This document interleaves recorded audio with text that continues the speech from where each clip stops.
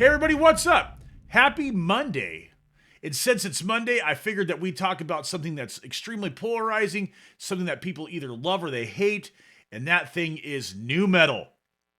Now, I am not a huge fan of nu metal, never have been, potentially never will be. Does that mean all the musicians and bands suck? No, it does not. Does that mean all the songs are garbage? No, it does not. I personally just do not care for it. So in this video, what we're going to do is listen to 3 nu metal classics that people hold in high regard. One of these songs I've never heard. I've heard the band that wrote it, and they're a legendary band, but I've never heard this band's song. And we're just going to check it out, but we're going to get started with something familiar. And the first band we're going to listen to is Static X, and we're going to listen to the song Push It. Now, this came out, like 98, between 98 and 2000. I was in high school. I actually liked this band, and they were one of the first bands that I ever saw. I think they may have been the first headlining band that I ever saw. And I saw them with Cold Chamber, and I saw them with Slipknot, I believe. And I don't think Cold Chamber is a terrible band, but it's just not for me. I didn't really dig it, so I'm trying to find examples of stuff that I actually would listen to again. Now, I haven't listened to Static X in a very long time, although I did see them live this last tour at the Roseland Theater, and I thought it was really good. I thought they sounded good. They played well. And, I know they have another dude filling in for Wayne Static, and he's, unfortunately no longer with us. But, I thought for what they did a good job. Do I agree with having somebody else front the band as this unnamed character when we know it's the guy from another band? And that's right, I saw that band on their first tour, and that band was dope. And not dope as in cool, but dope as in the band dope. And I necessarily didn't really care for it at all. I thought it was garbage. But anyway, that's just my opinion. Don't want to make anybody cry. But anyway, well, let's listen to some Static X with Push It. Here we go.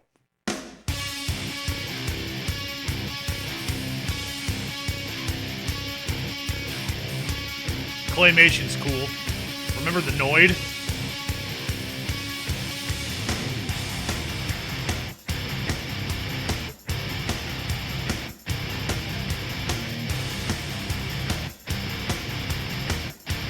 At least it was high energy.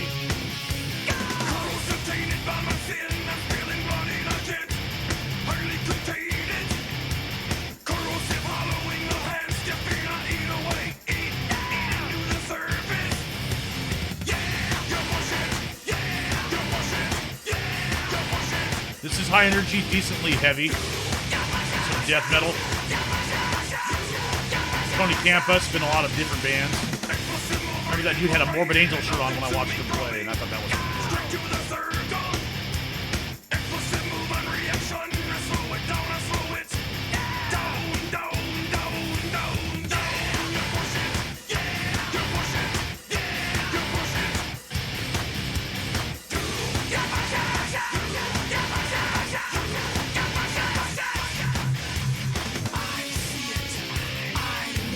You know what's cool? That they had all the original members in Static X this last time around, except for Wayne, of course, which is a shame, but it was good.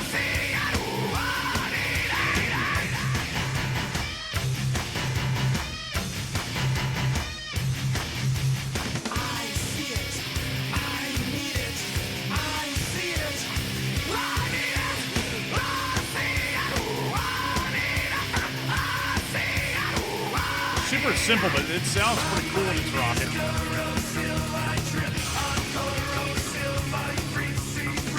And the synths are cool, like the dance music vibe. It's high energy, something a lot of these bands weren't.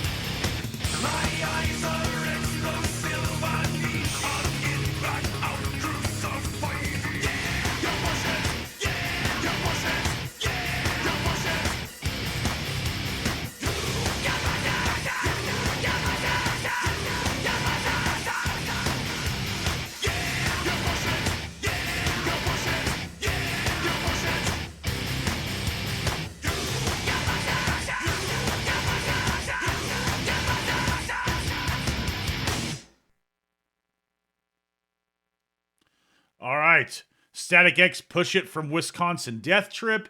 Like I said, I like that band. I saw them live recently with Zero. I think was it Edsel Dope or whoever Dope dude being the character Zero. It was a good show. Koichi Fukuda was there. Ken J was playing drums, and Tony Campus was playing bass.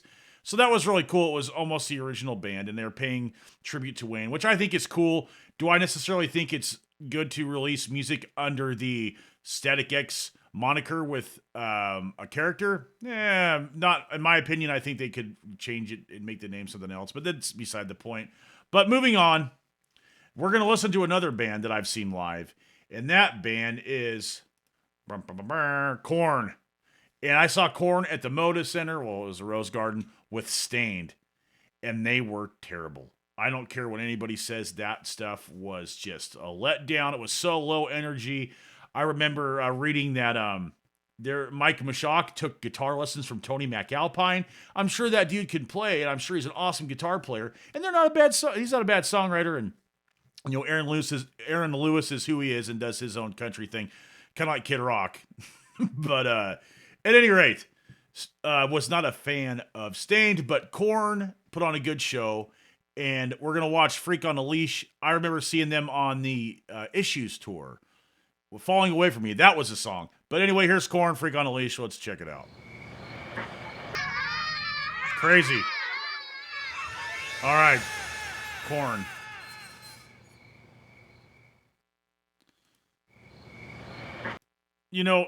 I'm not a huge fan of Korn, but I respect them as the musicians that they are and the business people that they are. And they did a great job making a career out of that. And the 7-string guitar thing was really cool.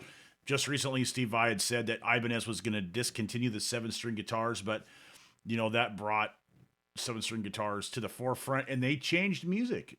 Potentially they had such a huge impact with the lower tuned stuff. Yes, I know Morbid Angel was using 7-string guitars, and all the bands from Europe were tuning down to be already on a 6-string, Carcass and Dismember and other people too. And I think the Crown and At the Gates even In Flames, were tuning down. Even I think to C, drop C or drop B. Anyway, tuning low is nothing new, but the 7-string guitar thing, they really helped to bring that in. I mean, Passion and Warfare, Steve Vai, he had a 7-string guitar. But if you want to throw the, roll the clock back even further, George Van Epps playing a 7-string archtop Gretsch, I think, or a D'Angelico, just so that he could voice more piano chords. So 7-string guitars aren't anything new, but they were brought to popular music in a way that they were accessible. And it's kind of like now where guitar really wasn't that popular, but, music like this helped guitar, stay relevant to a certain degree and keep a toe hold or a finger hold in popular music, because without it, maybe it wouldn't be here at all, or it would have been back to a small niche thing. But some people believe that when music is at a small form, it's at its best form. And I kind of agree with that, because a lot of the best metal albums were made when metal wasn't popular. Especially, like I've said over and over again on my channel here, like about the 90s, especially the late 90s, and like from like 96 to like 2002, there were a lot of really killer extreme metal albums, and so many awesome bands that are still around today, had a lot of success during that time. Maybe not success commercially, but like their music reached a lot of people and it was good. I remember after the In Flames video I did, going back and listening to Colony, and I was like, dude, this is great. And I had not listened to that album in so long, and I'm glad that I did. Even the Jester Race, and then I started listening to The Crown, Death Race King, and so on and on it went. And to me, that's what I remember hearing growing up as a musician, learning how to play guitar. And this stuff actually pushed me to get into more extreme music and even power metal and other things too, because the musicianship was celebrated. Now, the case can be made that these nu metal dudes are great drummers, which they are, great bass players. And I think maybe sometimes this stuff is like, the less is more thing. Yeah, Yngwie's probably rolling over going, there's no such thing, more is always more. And I agree with that to a certain extent. But in this context, I think that the less is more thing is what made this music what it was. Now, that being said, the next band we're going to listen to is a favorite of a lot of people. I'm not necessarily a huge fan. I've seen these guys a few times, and that is Slipknot. I saw Slipknot on what was their first tour, like I had mentioned at the beginning of the video, was Static X and Cold Chamber. I was not a fan. They sounded terrible, and I just did not get it. And I mean, they were super high energy, and they had guys pounding on beer kegs, and they had a DJ. I mean, why? But they had a DJ and then like a sample dude, and they were all wearing masks and yada yada yada. And I'm a fan of theatrical stuff. I like black metal, some of it. I like power metal, like that's theatrical music, especially like King Diamond and stuff. Totally cool. So coming from there, I tried to get into this band. I really did, but I just could not do it. The hip hop elements for me in metal do not work. I'm not saying they're terrible. It's just not for me. Now, if something came on the radio or I was listening to a playlist and something that came on that had like some rap elements in it, I would not turn it off, but it would definitely not, pique my interest, so to speak. So what we're going to do is we're going to listen to People Equal Shit by Slipknot from their album Iowa, which everybody says, or not everybody, but what I've heard a lot is that people really highly regard this album. I have honestly never heard it. After I heard the first Slipknot album, I just was like, this is not for me. And I'm sure that as time has gone on and they have changed and evolved, I've missed out on some really cool music. But that being said, let's listen to this track and I'm going to react to it. I've never heard it before. Let's check it out. Sounds heavy. All right, some blast beats.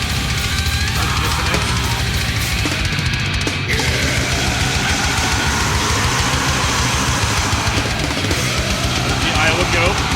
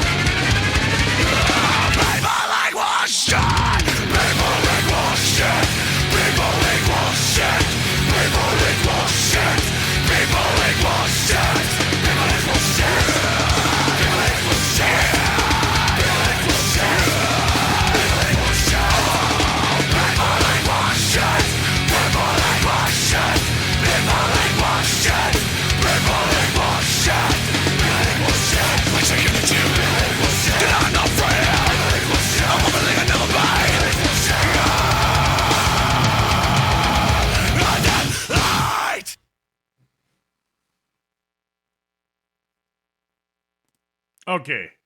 My initial thoughts are this. That is way better than their first album, in my opinion. The music was better. It was heavier. It had some blast beats going on. Joey Jordison is a good drummer. Rest in peace on that dude, too. It's a shame. But it just still isn't for me. I got the message on this one a lot more. People really do equal shit. Like, I think we can all agree upon that. And it's a much better song than what it was ever on their first album, in my opinion.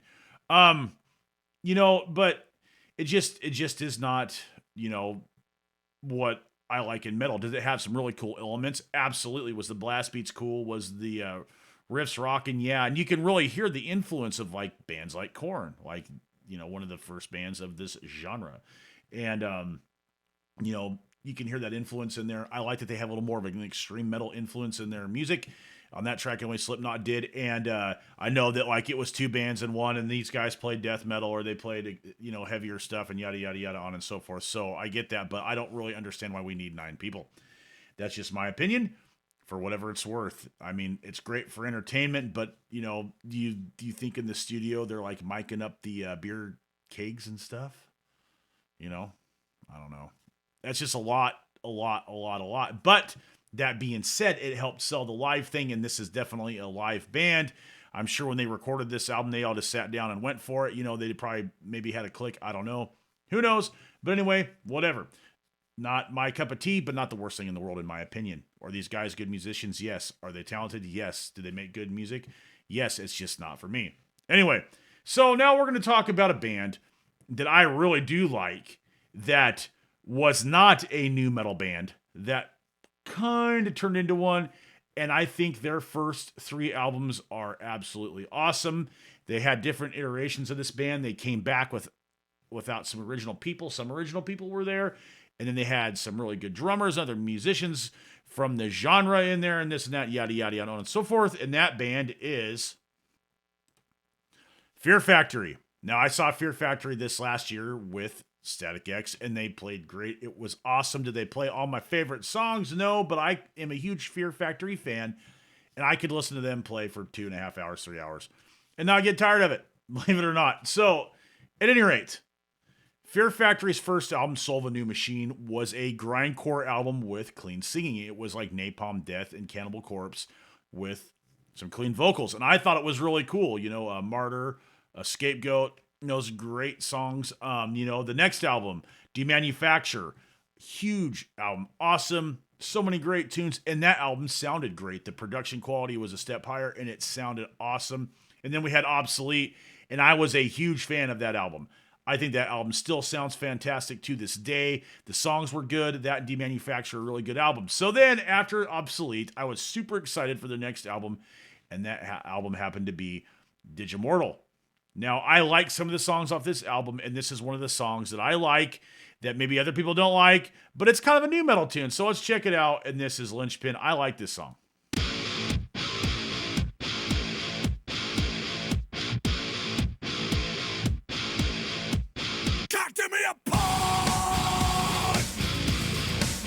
Definitely has that spongy thing going on,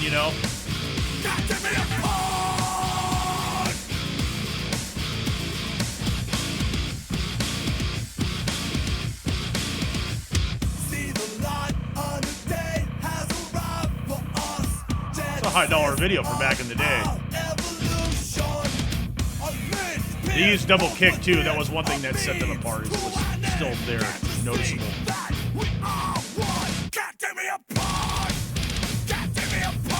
The kick patterns are awesome. I don't know if Ray Herrera ever used the tom, but he's an awesome drummer.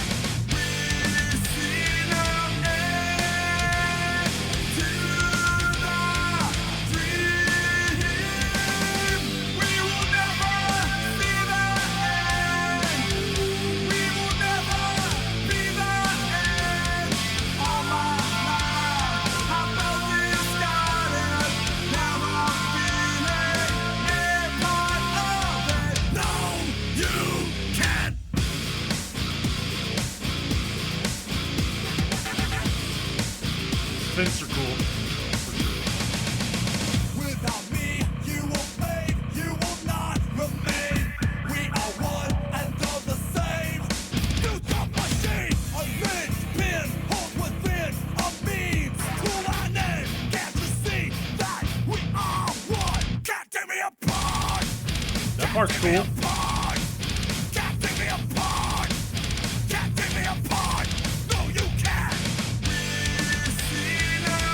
slow-mo. Cutting fluid.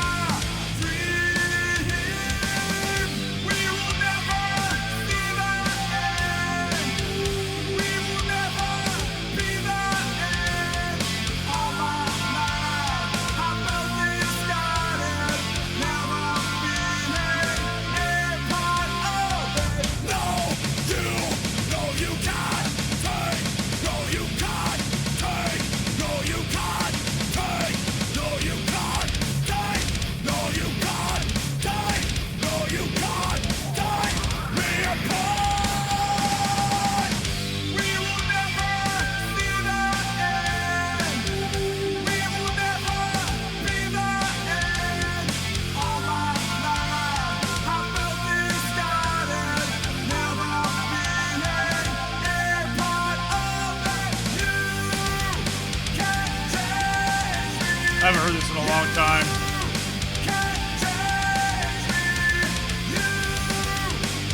And I would rather listen to Demanufacture any day of the week. Obsolete and Soulful.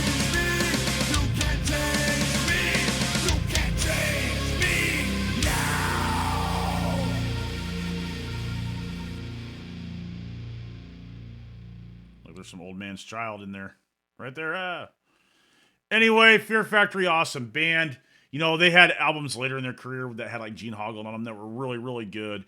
And, you know, the Divine Heresy stuff was good. That's one of Dino's other bands. And then they had like the Power Flow thing or Power Shifter. I don't remember. Anyway, yeah, so Ray Herrera and Christian and Dino and Burton had been feuding for years. Burton supposedly did the vocals on this stuff and it wasn't going to be released because he didn't want to do it anymore, something yada yada yada. But I really thought it was cool that they had like the grindcore or death metal thing with like the U2 vocals, and that's kind of like what they were going for, and it worked for a really long time. But you know, Digimortal's on a terrible album, and there's some good songs on there, like what's that song, like Acres of Skin is a good one. But you know what, nu metal was a period that, you know, we've lived through, and those bands are still popular, even bands like Limp Bizkit, you know, and people, you know, say that System of a Down's a really great band, and they do have some good songs. And I almost chose one of their songs, but I didn't. And, you know, I was never really a huge, like, Godsmack fan.